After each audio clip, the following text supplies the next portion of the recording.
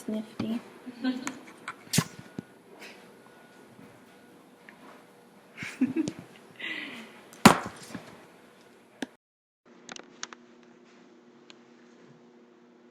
Of them and how they developed. So I'm going to start with America. In the 1950s and 60s is when American special ed programs really started to thrive and develop.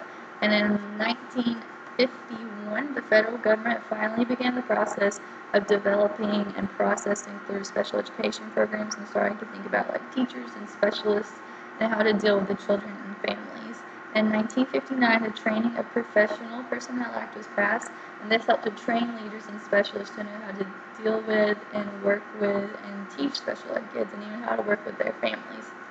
And by 1968, the federal government supported training for over 30,000 special ed teachers and specialists, so this really helped out. That's where it honestly truly began. And then it also supported subtitles on movies because over 3 million deaf people were trying to watch movies, so that's where subtitles began. And last but not least, they supported education for all students with special needs.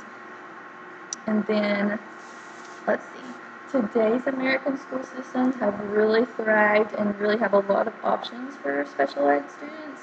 I know there's mainly three main categories for special needs students. The first one, if they have a major mental or physical disability, they have the ability to stay in a special ed classroom for the entirety of the day, and they have teachers and specialists there to work with them and help them with whatever they may need.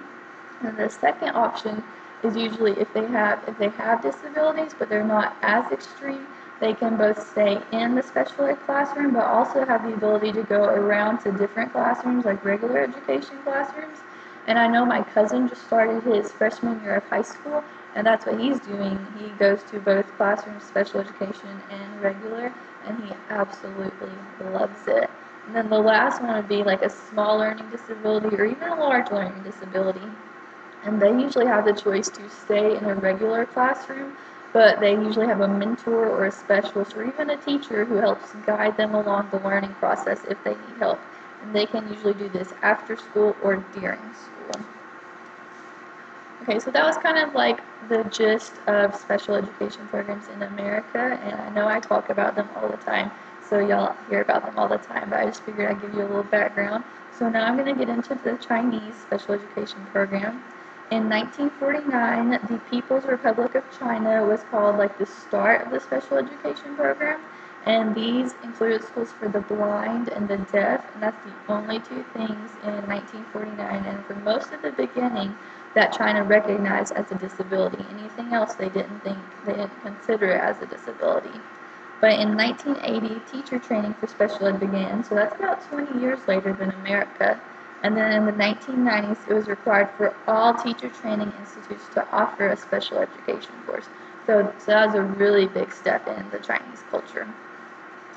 And before the 1990s, before this law was passed, there were very few special schools, and the only special schools were ones for the visual and hearing impairments.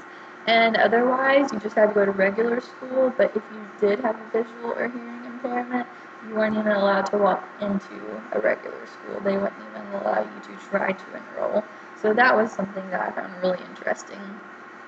And many laws factored into today's treatment towards special education students in China. In 1982, I know that China got a newly revised constitution, and this constitution said that any of the children in the country were allowed to have an education, and anybody, even with a disability, under any circumstance. But this didn't truly get put into place until 1986, when it was revised again and said that all children were entitled to 9 years of education, no matter what. And then in 1990, there were 105,000 students with disabilities, and 18% of those were put into regular schooling and weren't given any special attention or anything whatsoever. Okay, so to wrap things up, with China and American cultures with special education, America is clearly much more advanced in our special education programs, but China is definitely working towards getting to that level of special education, what they need and what they desire. And students in China are only promised 9 years of schooling, but I know in America, even some colleges now are offering special education programs, and I think that's really important. I know UT has one, and I've been able to work with it, and it is such an awesome experience for us and them. And then it's still reassuring and heartwarming to know that both countries, along with the majority of countries across the globe, are working towards making special education students feel included and not left out and just special and just what they really need. And I think that is awesome.